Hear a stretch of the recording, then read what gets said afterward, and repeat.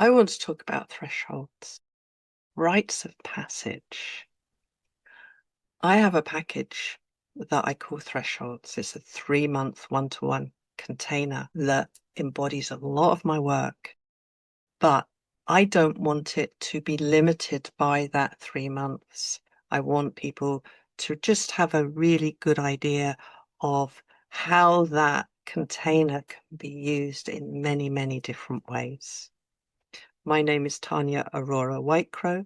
I work as a shamanka, which is a Northern European term for a shamanic medicine woman.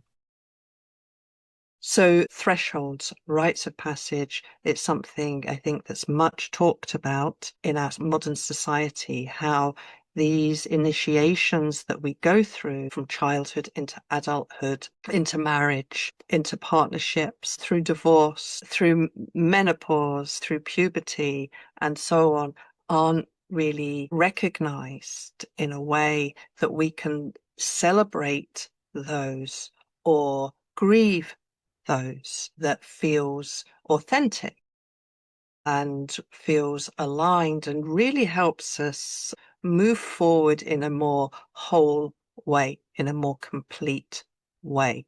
So I've done various blog posts and a couple of short videos on shamanic soul retrieval. And if we're working with thresholds, if we're honoring those initiations in a whole way, in a complete way, we're less likely to need things like shamanic soul retrieval further on, because we've done that work and integrated that. We've taken the time and paid attention to our needs. So what happens when we're in a society where those thresholds haven't been honored? How do we close those portals of the past and move forward? And this is what I offer in my thresholds package. And with that, I work with the sacred medicine wheel, with directions, but I work with it in reverse.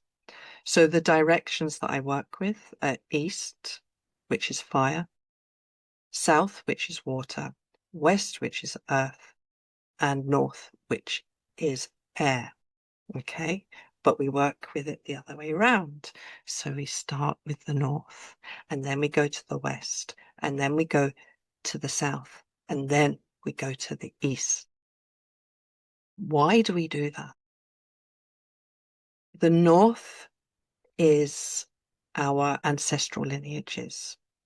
It is in a way where we've been programmed, we've been conditioned, where those epigenetics of our ancestors have influenced us, the belief systems that we've taken on. So we start by working with those ancestral belief systems that don't align with our life or what we're dreaming into being. Okay, so we look at those, we explore those, and we start to unravel those. And then next, we go into the west, which is earth. It's the place of adulthood, right? The maturity. So it's the movement from the south, which is the child, to the north, which is also the place of the elder. So it's the maturity. What roles do we take on? What myths have we played? You know, what's been our work, our career? So what have we done in the world? What's happened to us? You know, what are our stories or our myths or our beliefs? Have we been a mother, a teacher? Have we worked in a corporate world? Are we on a spiritual path, or are we an atheist? Or maybe we've been many, many different things. Okay.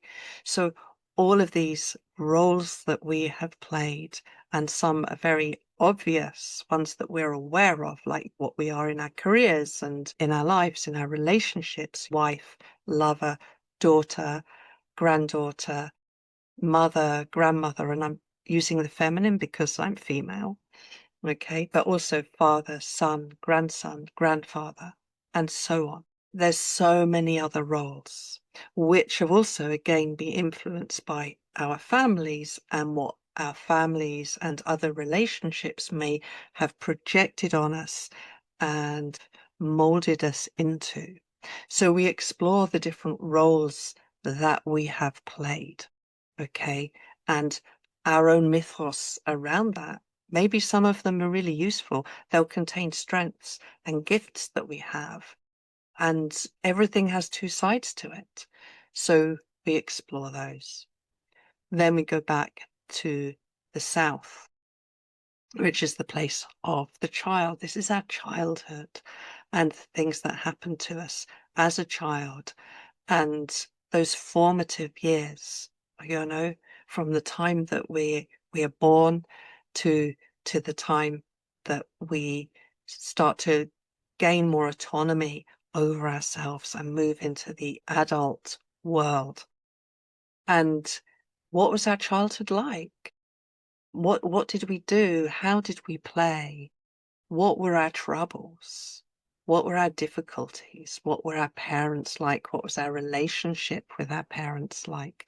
Which we'll already have explored in the North a bit, but again, that will come up and look at that from the perspective of the child when you're vulnerable and impressionable and innocent and a bit like a sponge. You're kind of taking on a lot of these belief systems, and yet at the same time there's this clarity that children have, and they just like, but that's so stupid, right?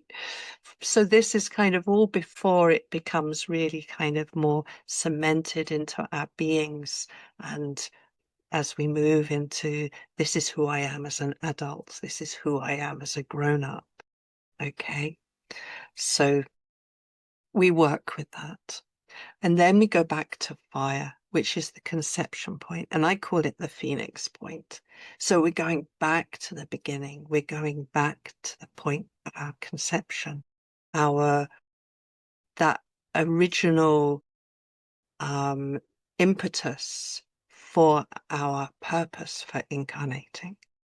And so we look at that time, why are we here?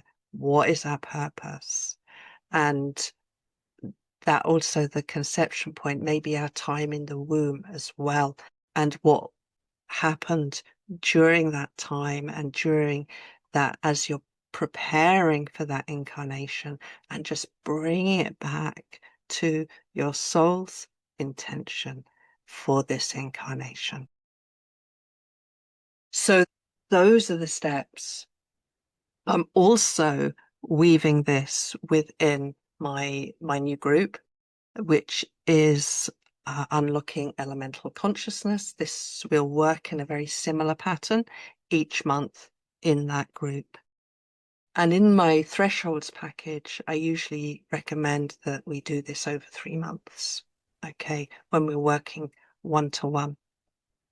In the unlocking elemental consciousness, we will just be working on a specific theme. So, for example, with the first one we're going to work with, Rowan, we will be exploring our understanding of feminine energy and embodying, that true feminine power and what that means. Okay, so it'll just be one theme rather than with the thresholds package. It's very personal, it's one-to-one, and it's about closing these portals of the past so you can come back into greater alignment with your soul calling, your soul mission. Okay, so they do similar things, just in a slightly different way. Okay, it's still very powerful, potent work. So I'd like to share something more about how in other ways to work with this threshold package. The medicine wheel is very often the underlying structure of most of my work, one way or the other. We sometimes work around it in the usual way, go forwards. But in this work, it is about unraveling something, following that thread from where we are now back to the beginning. Okay.